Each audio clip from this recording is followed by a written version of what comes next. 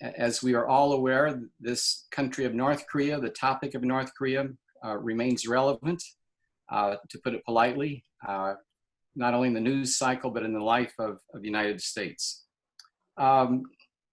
As Joe mentioned, the National Committee in North Korea, we are a private organization working to promote principled engagement with North Korea. And there are two, among other ways in which we do that. For example, today there are about a dozen US charities or NGOs that continue to provide humanitarian assistance to North Korea, to the neediest of the North Korean citizens, tuberculosis patients, malaria, and so on.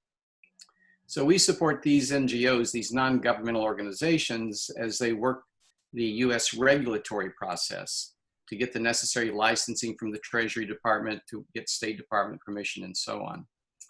Also, we support Track 2 talks with North Korea. Track 1 talks in any country are government to government. Track 2 talks are discussions, not negotiations, but discussions between unofficial parties. And so from the US perspective, you have 8 to 10 people, many of whom are former diplomats who over the years have maintained contact with North Korea. So we work to ensure that the Americans compare notes with each other, that they share information, and so on. So those are two of a number of ways in which we're active. I would imagine that my taking this job with NCNK goes back to 18 years ago when I made my first trip to North Korea related to food aid. Senator Lugar was concerned the United States was providing direct food assistance to North Korea. At that time, he was chairman of the Agriculture Committee, and there was concern about the degree to which the food aid was getting to the neediest of North Korea's citizens. So that first trip was an amazing experience. When I left the country after 7 days, I was shocked, I was distressed, I was amazed by what I had discovered. For example, the degree to which North Korean decisions about the United States were based on faulty analysis. For example, phrenology, or the study of facial shapes. Phrenology is a major part of North Korea's analysis of foreign leaders. And so any foreign leader that connects with North Korea, North Koreans are bound to have within their file an analysis of that leader, whether they are American or whomever, based on their facial shape. That's just one of a number of points that got my attention when I visited there. But bottom line, I left North Korea that first time, and in 4 subsequent trips, surprised that we've not been at war again. Surprised that because of the lack of communication, the lack of understanding, that we've not been back in active conflict. Now, as already mentioned, the United States does not have formal diplomatic relations with North Korea. The Swedish embassy in Pyongyang represents American interests in that country. On the US side, the North Koreans have assigned diplomats to the United Nations in New York. And 1 or 2 of those diplomats will connect with the United States as need be. Those are the 2 primary ways of contact that goes on. But before we get into the current state of play, let's pause for a moment. You know, June 25 was the anniversary of the start of the Korean War. 36,000 Americans were killed in the Korean conflict. 7,600 of those Americans, as of today, still remain unaccounted for. People who were listed as killed in action, but perhaps their remains were never recovered, as well as people who were considered to be prisoners of war. Of that number, as of June 26, 67 were from Colorado. When I say as of June 26, I make that point of reference because the Department of Defense is continually working to identify the remains of Americans killed in North Korea as they are stored in Hawaii, in the facility there, or in other places.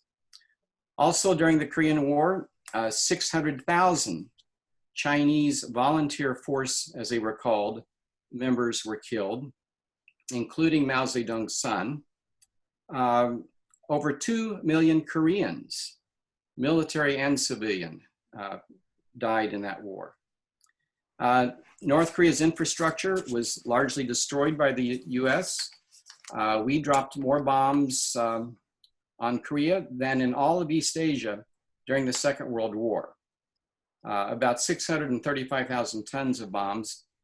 Plus, the United States dropped over 32,000 tons of napalm on the North.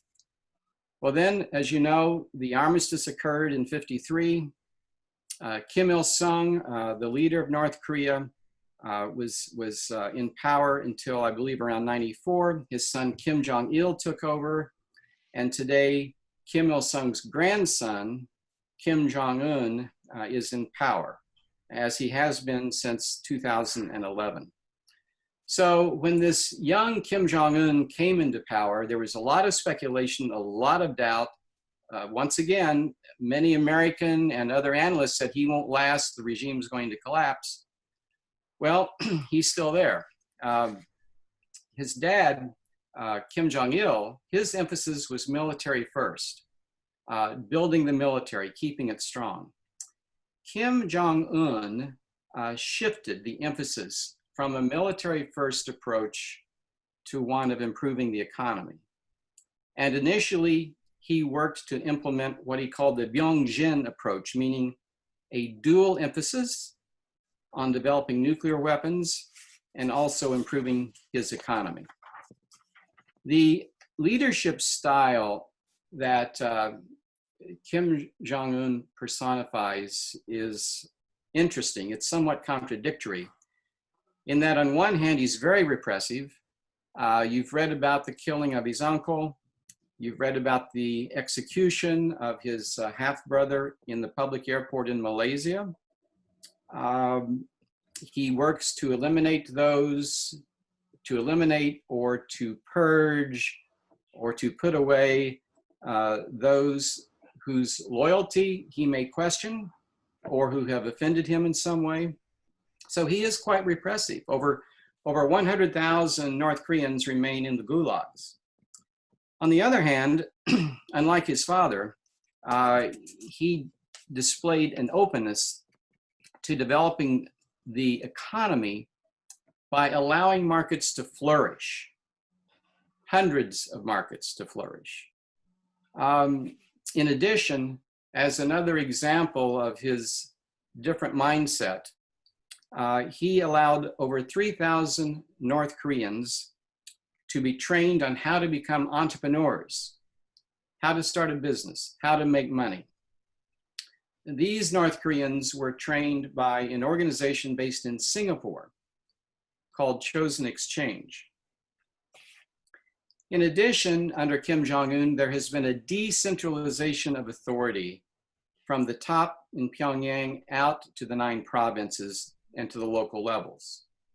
So as this decentralization of authority has occurred, it's been accompanied by an increase in corruption, a growing problem within the country for local citizens. Farmers under Kim Jong-un have been allowed to retain more of their harvest for personal use or for sales. And he has demonstrated a willingness to be openly critical about parts of the economic infrastructure. Perhaps he'll visit a factory or a warehouse and admonish people and then have it published throughout the country how they need to be doing better. This is very different than his father's approach. Also, in North Korea today, there are over 6 million cell phones. A lot of North Koreans have tablets. They have other electronic devices. So on one hand, North Koreans are talking to each other more than they were allowed to do in the past. On the other hand, as you might imagine, these devices become opportunities for the state to maintain or increase monitoring, surveillance of the citizens. And North Korea is also reportedly working on facial recognition surveillance options as well. But while Kim Jong-un was hopeful of making a lot of progress on the economic front, he has been challenged by ongoing sanctions, sanctions from the United Nations, sanctions from the United States, and also the COVID-19 virus.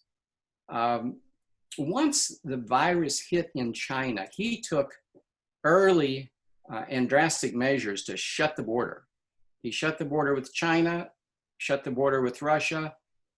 He established this anti-epidemic campaign within the country, which has resulted in a number of consequences for normal North Koreans who maybe are used to going to the market. They may now not have as many options in the marketplace because of disruption of the supply chain.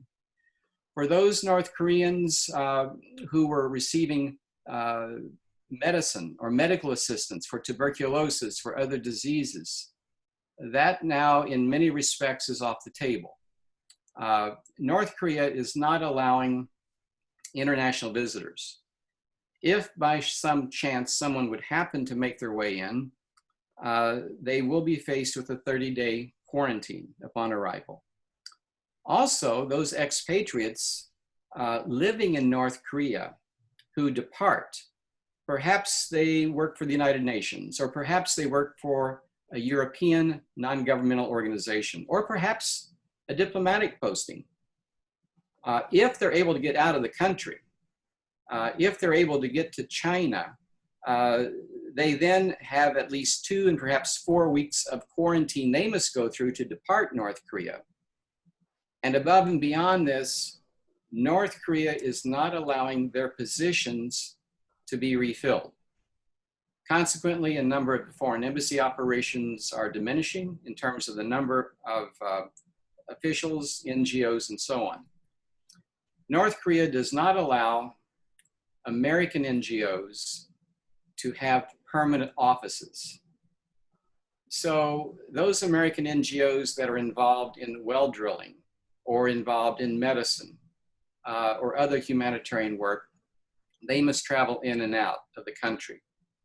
And they must obtain from the State Department special permission to visit North Korea. But the Europeans, there are 6 to 8 European organizations that are still able to operate there. But whoever they may be, if they're not North Korean, and if they're on their way out, they likely will not be replaced. North Korea insists that its measures will remain in place until a vaccine is available to all or until the virus is under control.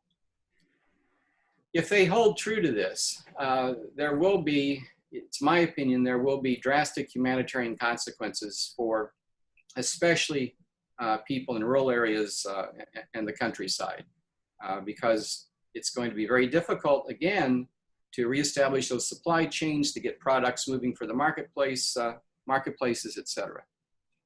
So let's move on from what's going on in North Korea to talk about Mr. Trump and Mr. Kim. As you know, they met in Singapore. They agreed on 4 points which were published, one of which was both sides agreed to work harder on the repatriation of human remains of Americans. There were other points. The two met in Hanoi, and that did not go well, as you have read. When President Trump walked out on the North Korean leader, for the North Korean leader, that was very embarrassing. He lost face. It's also my understanding that Mr. Trump may have been surprised by some things on the North Korean side. All of this will eventually come out in the wash, as you're aware. But since Hanoi, the North Koreans have largely gone into a deep freeze in terms of contact with the United States. Kim Jong-un, by going to Singapore, by being videotaped in Singapore, filmed, and this information made available to North Koreans, you know, he was basically informing his country about the outside world and what they could become like. In terms of Hanoi, you know, he went out on a limb. And when I say went out on a limb, my point is that one area that Mr. Trump and Mr. Kim have in common is that both of them have some people around them in Washington, in Pyongyang, who really aren't interested in seeing this work out in terms of an agreement for a variety of reasons. So by Mr. Trump walking out of the room in Hanoi, he was able to deal in his own mind, perhaps, with the naysayers back in the US who thought he might sort of give the store away. Now, in terms of Kim Jong-un going back to North Korea on that long train ride, he's bound to have thought about the fact that there are those around him in North Korea who really weren't eager about these meetings with Trump and what might come of these meetings for a variety of reasons. So President Trump has nothing to show in terms of denuclearization progress with North Korea based on his meetings with Kim Jong-un. Kim Jong-un has nothing to show to those around him in the area of sanctions relief based upon his meetings with Mr. Trump. And it's a personal opinion that Leader Kim Jong-un probably has some diminished operating space. We've seen the ascension of the hardliners in terms of the foreign ministry and other areas. And so as the United States has repeatedly tried to reach out to North Korea since Hanoi, Steve Biegun, presently the Deputy Secretary of State, was President Trump's special representative on North Korea prior to becoming Deputy Secretary. Mr. Biegun and his deputy now, Alex Wong, have repeatedly reached out to the North Koreans. They are willing to try to engage in substantive discussions. As far as I know, the North Koreans have been non-responsive. In addition, the North Koreans are unwilling to receive any US NGO or any US private organization humanitarian assistance on COVID-19. I suspect the North Koreans are concerned that if they were to receive US humanitarian assistance, that some in the US might try to leverage that in a way of getting them back to the table or trying to do that, getting back to the negotiating table. Whatever the fact be, they are in a deep freeze presently as relates to any active communication with the United States, as far as I know. Now, as we look to the rest of this year, as we look to the presidential election, each of us, I'm sure, ponder from time to time, well, what will be North Korea's next steps? Will there be provocative actions? Will there be another major missile test? Will there be a satellite launch? Will North Korea embark in a way of provocative behavior that would anger President Trump? Others would suggest that Kim Jong-un is just going to hold firm and wait until after the election, see what happens, etc. Well, that may be the case, except if you're sitting in Pyongyang, you know that your likelihood of reaching an agreement with an American president may may be more likely with a Donald Trump than with a Joe Biden or other American presidents in the future.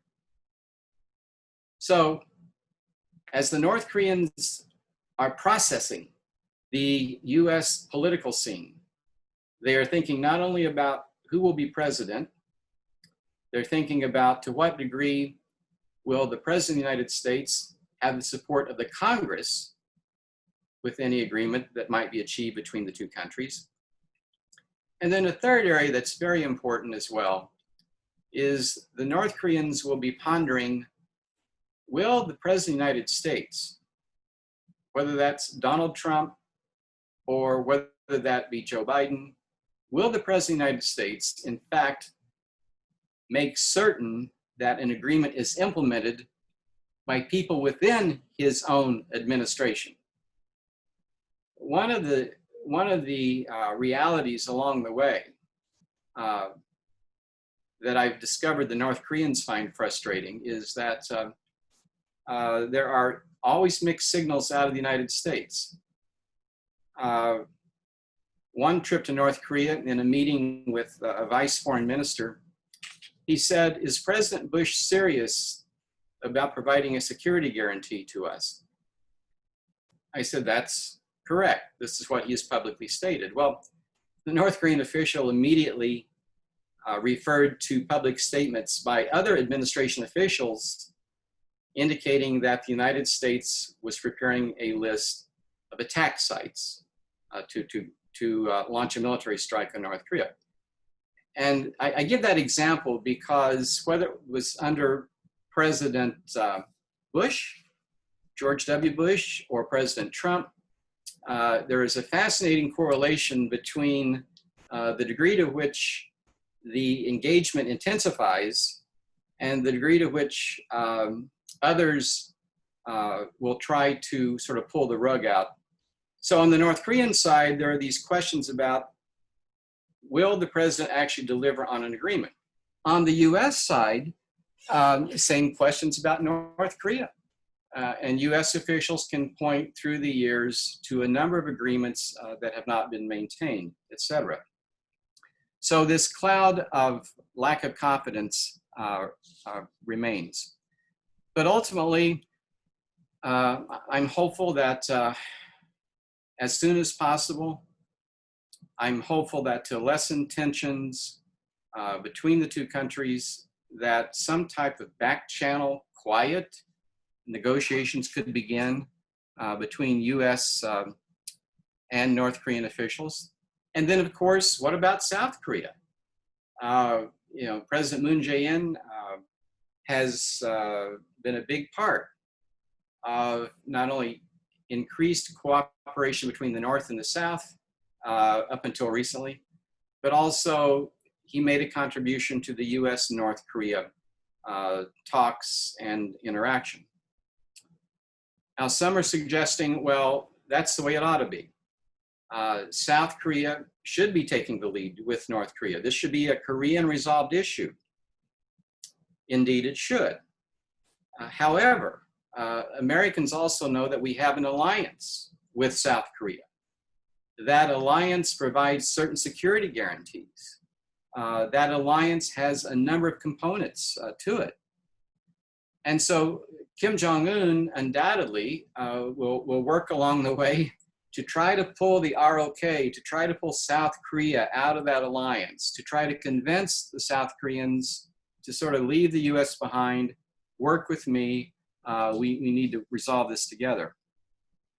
So this is especially serious business now, given the strains in the US-South Korea relationship on a number of areas. The president of the United States has been insistent that South Korea should pay more for the placement of US troops, et cetera. That's one of a number of issues. And so while I've spent most of the time talking about North Korea and the United States, South Korea is very important in this process for reasons you understand. Finally, some say, well, China. China can fix the problem. And I suspect that's what President Trump may have thought when he went into office. being a businessman, being a CEO, he looked at the ledger and saw that China supplied and supplies so much assistance to North Korea, and that North Korea is in fact dependent upon China along the way. So I would imagine that President Trump may have thought, well, by golly, fine, let's let the Chinese resolve this. Well, okay, but at the end of the day, China's top priorities related to North Korea and ours are not the same. China places, as many of you already know, China places major emphasis on regional stability, meaning North Korea may have a nuke, it may have several nukes, but as long as the country is stable, as long as there is not the possibility or less of a possibility of regional uncertainty, we're going to let North Korea be as it is. On the US side, our concern is nuclear. Unlike his predecessors, Donald Trump did enter office with North Korea reportedly having the capability of hitting the United States with an intercontinental ballistic missile. Now, some of the experts will argue over that missile's ability to re-enter the US, the atmosphere, et cetera, et cetera. Well, there are enough pros out there who are convinced that this is a major threat. It's something that we have to take seriously. So this is a dilemma in which any US president now finds himself or herself, present and future. And so as we go along, from my personal perspective, this has been a fascinating topic to watch and to be involved in. It is complex, but I'm really enthused by the interest that each of you have on this topic, and I'll be pleased to take questions that Deb may send my way. Fantastic. Thank you very much, Keith. And I'd like to invite our participants to please go to the chat feature in the bottom of your screen where you can type your questions. We have a couple of questions submitted already. In the beginning of your discussion, you spoke of the North Korean gulags. Could you please say more about that and how many individuals are still held in gulags today? Yes, reportedly there are over 100,000 North Koreans held in those gulags. There are a number of categories of North Korean prisons, gulags, etc. One of the areas that has received a lot of attention over the years is the three-generation policy that was established by Kim Il-sung, North Korea's first leader. So what the three-generation policy was, in essence, a situation whereby if I lived in North Korea and if I conducted myself in a way that was reported and found to be a betrayal of North Korea's leadership, then not only would I be taken to prison, and my wife, but my children would be taken to prison, and my parents would be taken to prison. A three-generation policy. Now, the degree to which this has been implemented has fluctuated over time, but I believe it's still very much a part of what Kim Jong-un exercises. So there are a number of people now who've actually been born into these prisons, and they've never seen the light of day outside, beyond these prison compounds. These are products of that system, literally. So it's an ongoing challenge. It's a human rights issue. The United Nations issued a Commission of Inquiry report about 4 years ago outlining all the findings. And so as Kim Jong-un, as North Korea eventually work, if they do, to become more active in the global community, it is likely there will be more of a consensus now among countries that North Korea needs to begin addressing the gulag situation. Thank you. You also spoke to the anti-epidemic programs put in place by Kim Jong-un, and the question is, how successful has North Korea been in controlling COVID-19, and are the reports out of the country being truthful in the results that they're seeing with the epidemic or pandemic? My short answer is, I don't know.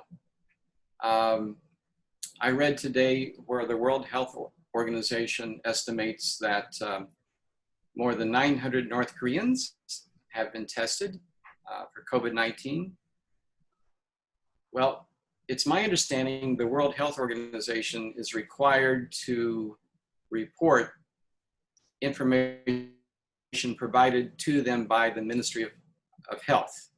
I'm confident that the Ministry of Health must clear any information they provide to the World Health Organization with higher ups within the North Korean government. So in terms of the actual number of people who've been tested, we don't know. We do know that the Chinese and the Russians have provided testing kits, reagents, technical assistance to North Korea to be able to engage in these tests. The fact that just a few weeks ago, North Korea announced that schools would again begin. And I think they're either off now or will be for the summer. But the fact that they opened up schools, they allowed kids to return to the classroom, that and other, there are other examples that point to the possibility that COVID-19 as of now has not hit North Korea in a major way. But whether that be the case or not, I think the country will continue to implement these very strident measures to prevent the spread of the disease as much as they can. We have a follow-up question regarding COVID, and that is, to what extent is epidemiology allowed and happening in North Korea? Well, there is, I would say there's quite a bit going on in the context of North Korea's cooperation with the World Health Organization. The World Health Organization has an active ongoing interaction with North Korean officials. In addition, the North Korean officials have signed an agreement with what's called the Global Fund, which is a consortium of public and privately funded health experts to provide tuberculosis and other medical assistance to the North. So there are, in fact, there is in fact a lot of communication ongoing with the WHO, and it's important to point out that North Korea has a system of hospitals throughout the country.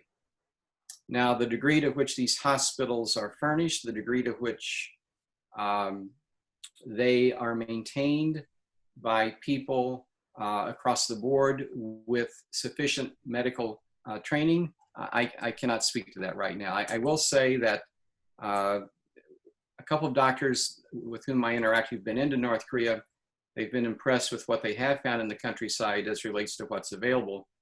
But this is a major challenge on the health front. And keep in mind that a large percentage of North Korean citizens are malnourished anyway. And so if we're talking a virus, COVID-19, if you're talking tuberculosis, other medical challenges, their bodies are already under major duress. And so due to the malnourishment, the impact of disease can be especially damaging. Thank you. So our next question is, how secure is Kim's leadership position in North Korea right now? That's a very good question.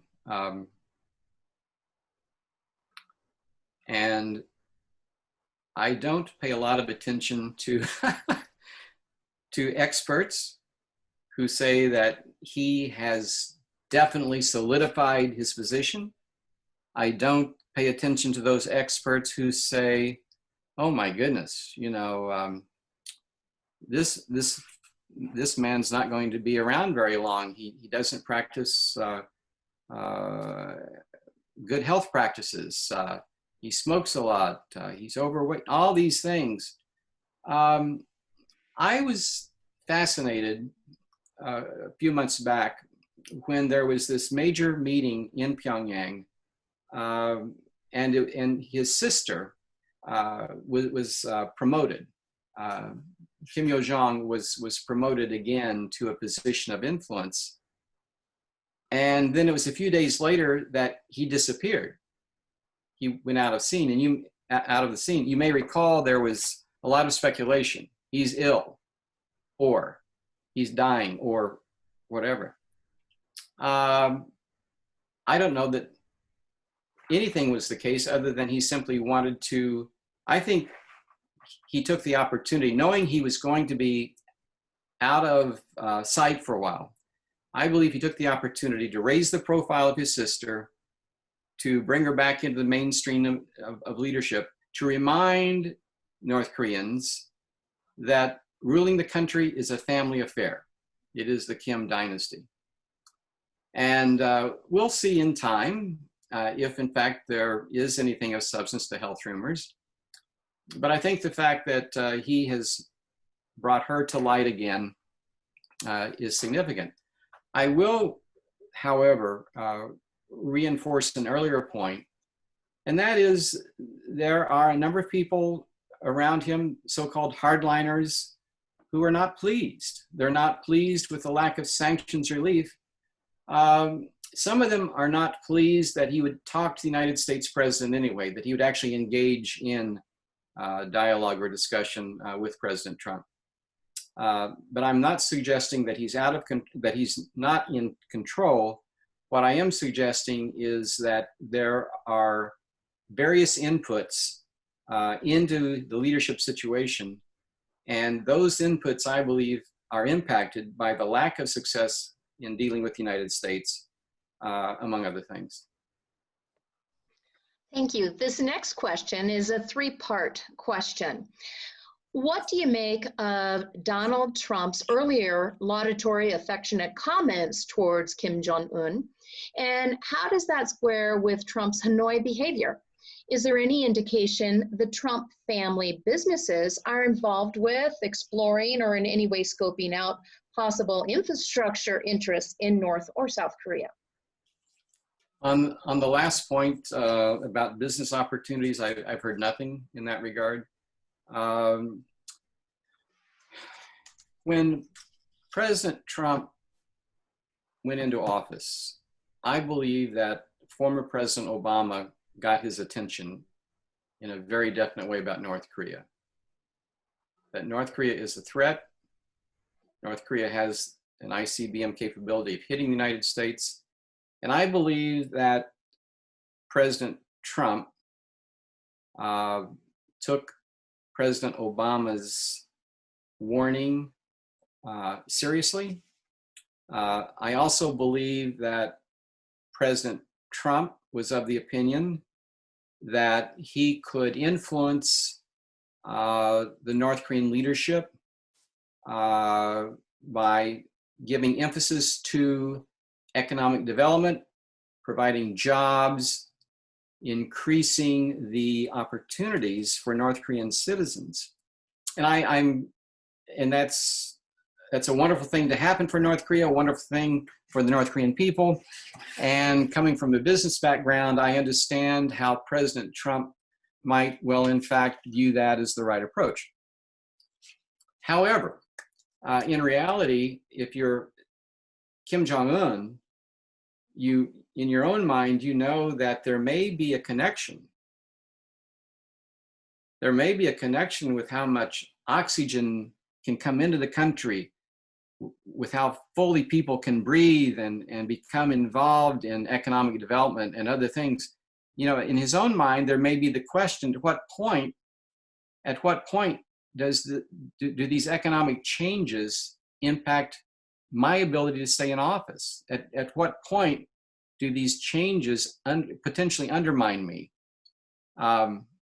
So I think that all of this fits into the equation, plus other things. I believe that President Trump operated with genuine interest and commitment to resolve the situation peacefully. I hope he still does. But that's how I would respond. And a related question to Trump's comments and compliments towards Kim Jong-un, how do you see Kim Jong-un's relationship with Putin, and where does Trump fit in the threesome? Well, that is a fascinating question. And I'm laughing because the nature of the question itself suggests that the person who posed the question likes to play eight-sided chess. I think this. Quite frankly, I've been surprised that in better days there was not a Putin, Trump, Kim summit. I'm surprised that event didn't occur, given all the dynamics we know. But there's another factor here. After Kim Jong-un took over in North Korea, he placed emphasis on learning more about his grandfather, Kim Il-sung's relationship with Stalin. Kim Jong-un very carefully studied this, the long-term DPRK Russian interaction. And so, if you're Kim Jong-un, you wake up every morning and you look at the world around you. And so you've got the United States, you've got Russia, you have China, you have South Korea, you have Japan, and on and on.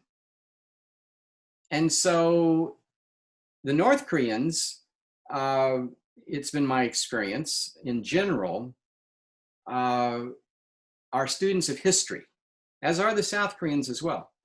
By saying students of history, the North Koreans continually remind themselves about the US bombing during the war, the Japanese occupations of Korea, the Mongol invasions of Korea, the Chinese in and out presence of Korea over the centuries. And so when you're talking about Kim Jong-un, Putin, Trump, or Kim Jong-un, Xi Jinping, or Kim Jong-un, Abe, we, at least as a Westerner, I will often read about this or view these relationships in the bilateral context.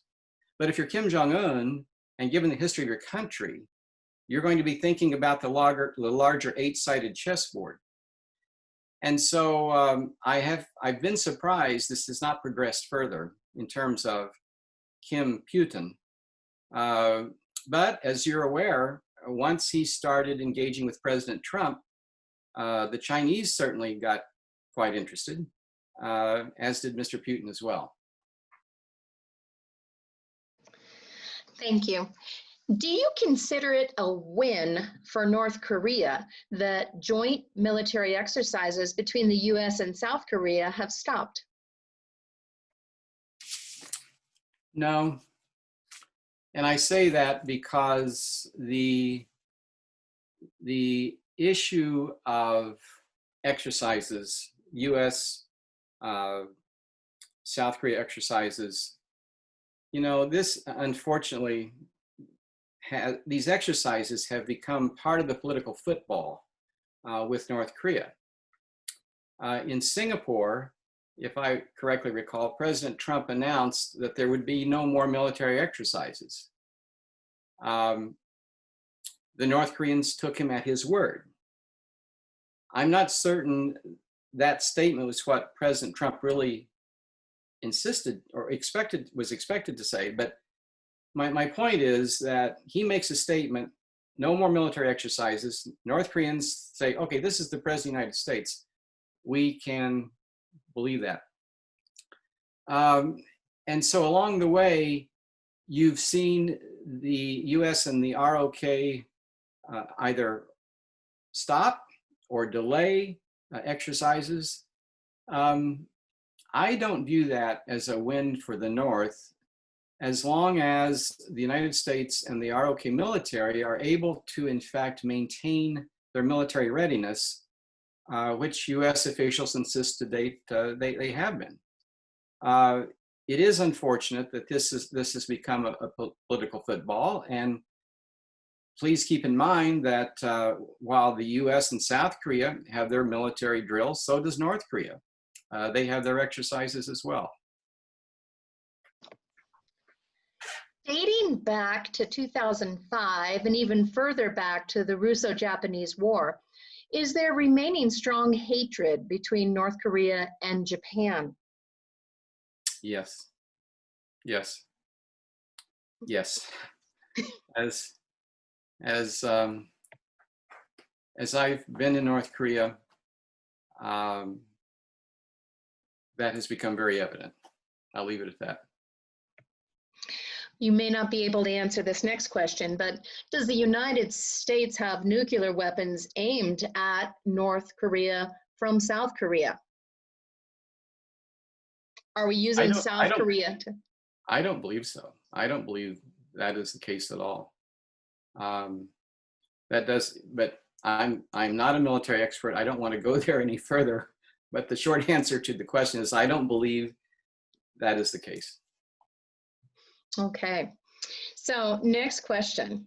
We've often heard China likes North Korea as a buffer to South Korea, and they would not want a country friendly to the United States on their border. What are your thoughts on China's motivation for assisting North Korea? It's a good question, and I would revert back to my earlier statement that China cares about regional stability. China cares about its neighbors, in the minds of Chinese leaders, its neighbors behaving themselves. And clearly, if one gets onto the topic of reunification of the peninsula, that gets the attention of the Chinese. Years ago, when I was in the Senate, Joe earlier referred to this report we worked on. And I asked Susan Lawrence at the time, a top Chinese expert at the Congressional Research Service, I said, Susan, please, using Chinese maps and Chinese resources, go back in time as far as you can and come up with as many maps depicting China's occupation of what is now the Korean Peninsula or portions thereof. So Susan went back to around 300 BC and came up with 39 maps, 39 Chinese maps, which in the minds of the Chinese showed that over time, they had in fact occupied portions of the peninsula.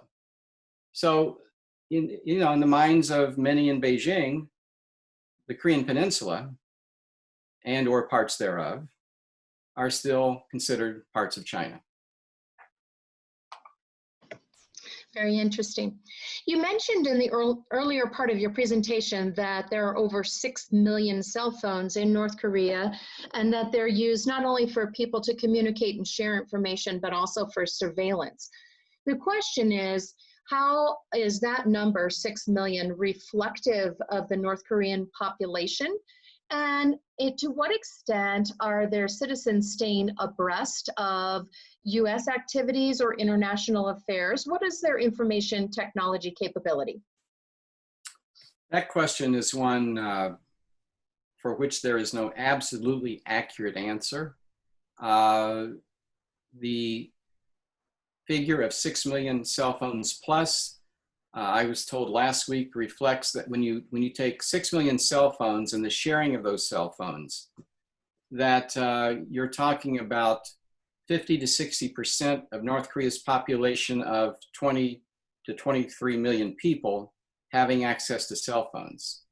I don't know the exact number. What I do know, though, is North Koreans are now able to talk to each other. Their conversations are monitored. They know that, but they are still able to communicate. And so if you're Kim Jong-un or a North Korean leader, you now have this security challenge of word spreading quickly on any issue. Having said that, I'm sure North Korea has the capability to shut down those phones as well. I'm of the personal opinion that there are a lot of North Koreans now who know about the outside world. You know, North Korea sent about 100,000 laborers to other countries to receive money, which helps support North Korea's nuclear program. So those 100,000, primarily men, who went to other countries, they saw the other parts of the world. They saw what their country was like compared to those other areas. I know that in some instances, those workers had access to South Korean videos.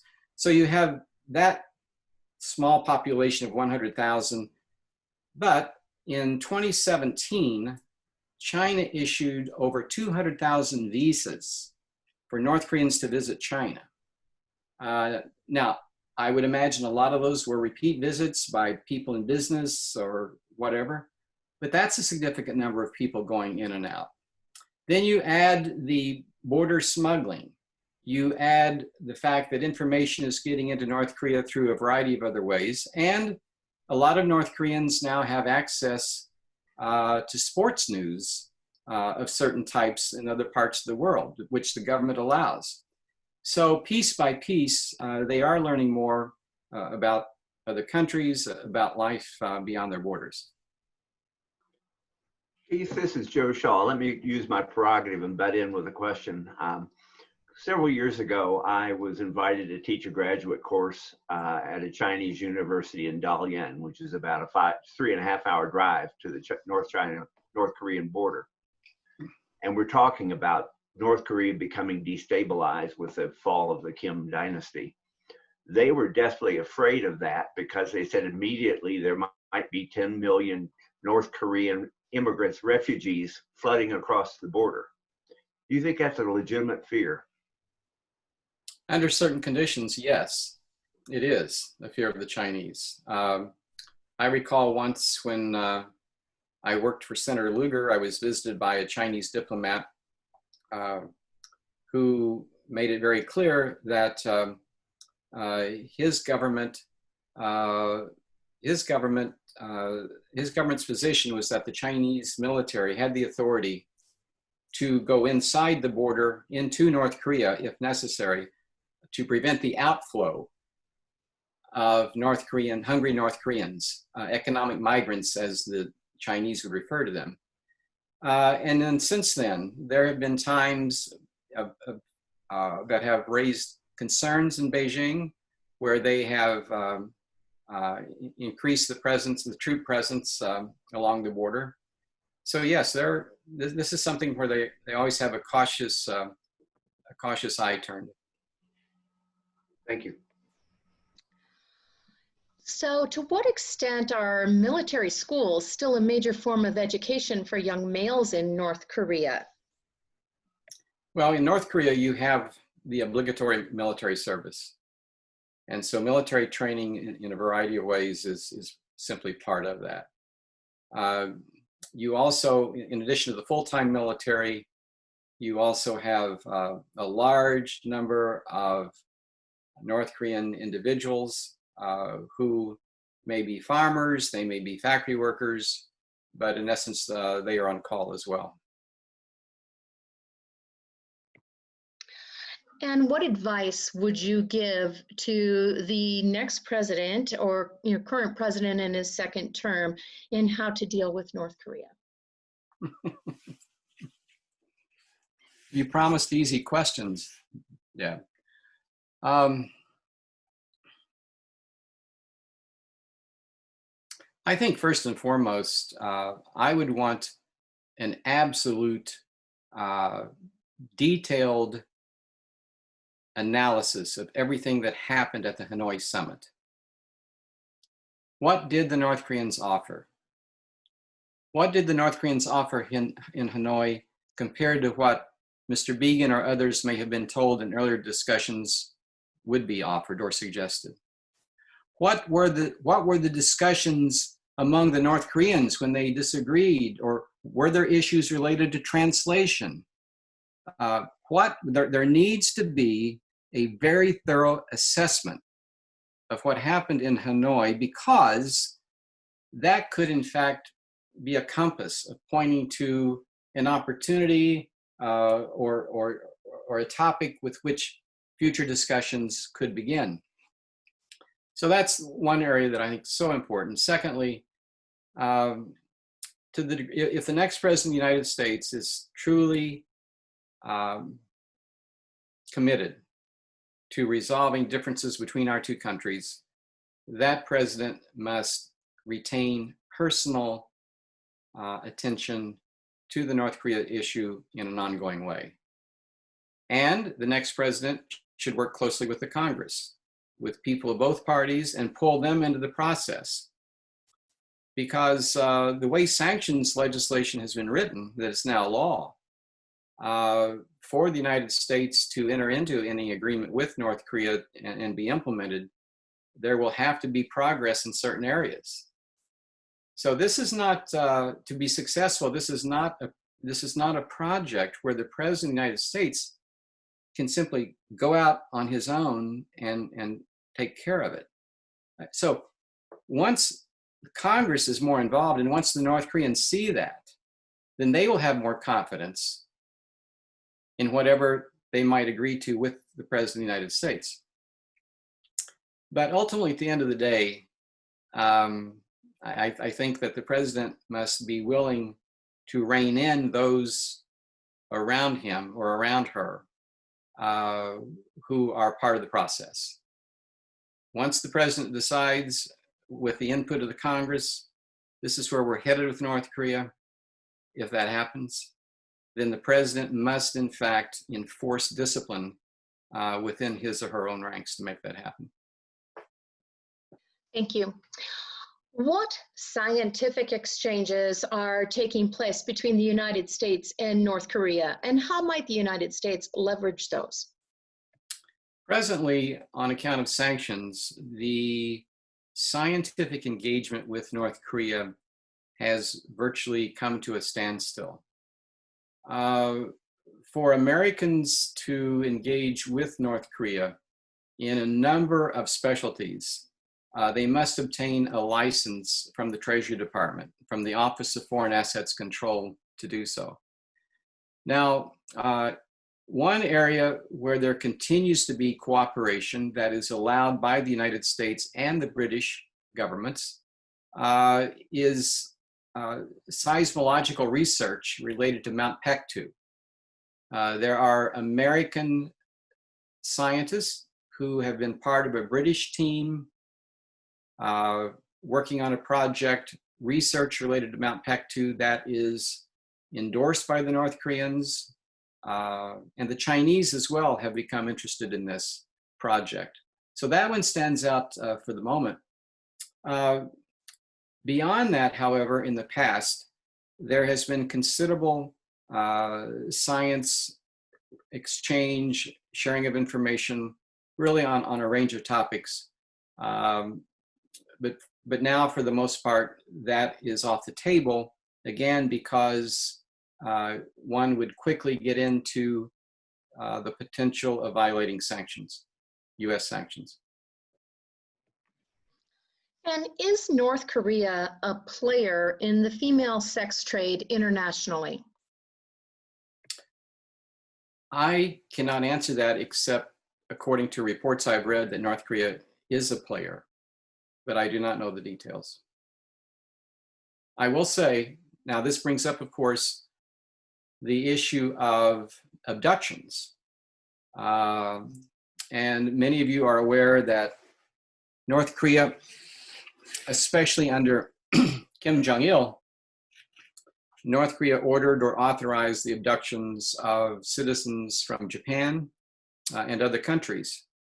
About 4 years ago, I went to Japan to visit with Charles Jenkins. Charles Jenkins, some of you will recall, was an American soldier who defected to North Korea, I believe in the 1960s. He stayed there 3 or 4 decades. Prime Minister Koizumi of Japan got him out. While in North Korea, Jenkins had met a Japanese abductee, married her. And so when I went to visit him on Sado Island,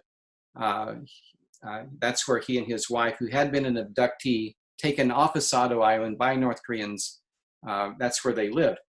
The point I bring all this up is that when I met with Jenkins, he was beside himself about a Thai woman, Anocha is her name. And Anocha had been abducted by the North Koreans, I believe, in 1978 in Macau. And Jenkins was just really frustrated because he knew her in Pyongyang. He knew she was still there. But the Thai government, in his mind, had done very little to try to get her out. And as far as I know, she's still there today. So you have the issue of abductions, students, men, women from a range of countries. But in terms of North Korea's involvement in the sex trade today, human trafficking, that may be happening, but I just don't have the details. And I believe this, we have a couple more questions. I thought this might be our last one, but a few more popped up. You're very knowledgeable on North Korea, and we appreciate you sharing your insights with us. As the Executive Director of the National Committee on North Korea, where do you get your information, and where would you advise our members to find reliable information on North Korea? Well, in other words, the question is, what is the truth? That's a problem. What is the truth? My goodness. Daily, I shake my head at many things that I read. So what I do, I go to multiple sources, multiple news sources. You know, daily, I try to read what I'm sure many of you read in terms of New York Times, the Washington Post, the Washington Times, and on Wall Street Journal. But specifically in terms of North Korea, there is one website called Daily NK, Daily NK. It is funded in part by the National Endowment for Democracy, and they provide some news coverage, some very extensive news coverage about North Korea. There is another North Korea news site called NK News. NK News is composed largely of non-Koreans, non-Koreans, has some Koreans, but people with an amazing journalistic background. So those are two sites. But keep in mind, when you read anything about North Korea, who is the source? Who is the reporter? I mean, all of these questions. And so I would encourage as much reading as possible, and don't immediately trust anything that you read or see regarding North Korea, but test it. Thank you. What is the role of women in North Korea? To what extent do they serve in leadership in the government or serve in the military, and in what capacity? Well, the women in North Korea, they are, I've heard them referred to as the masterminds of the market. The women of North Korea are in leadership positions. Madam Chae Son-hee, in 18 years ago, she was, on my first trip and some subsequent trips to the North, Madam Chae was my host because she was at the Ministry of Foreign Affairs.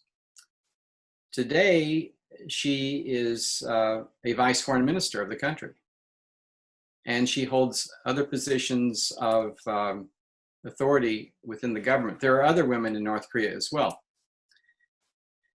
Having said that,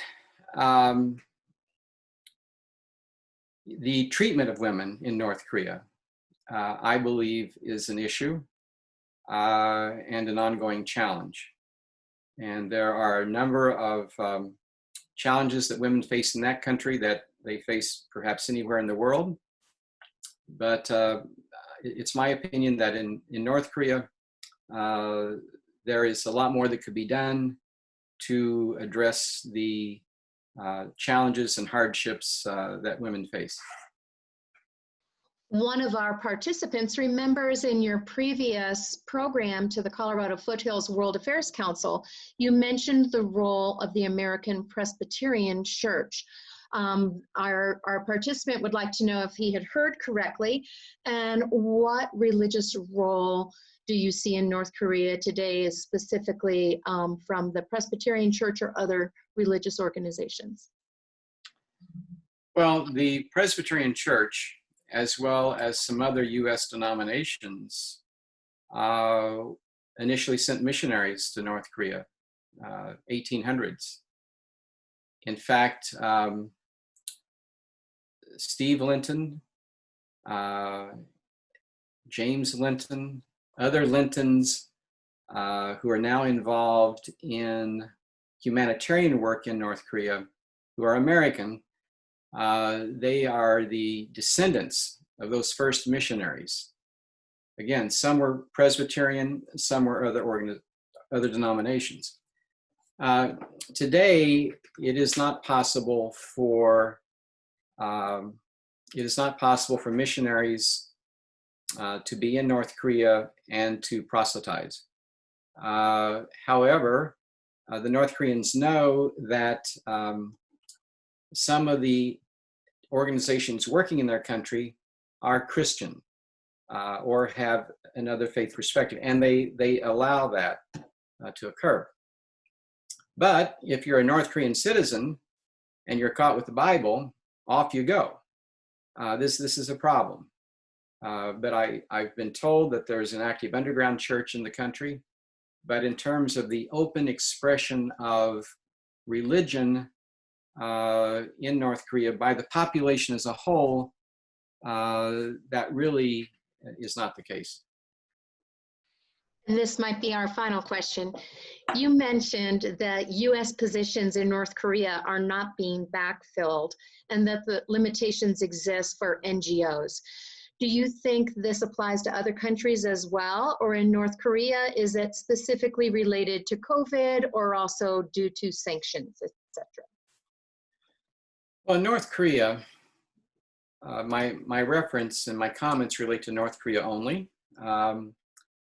In North Korea, there are a number of factors contributing to this crackdown on the presence of expatriates or foreigners living in North Korea.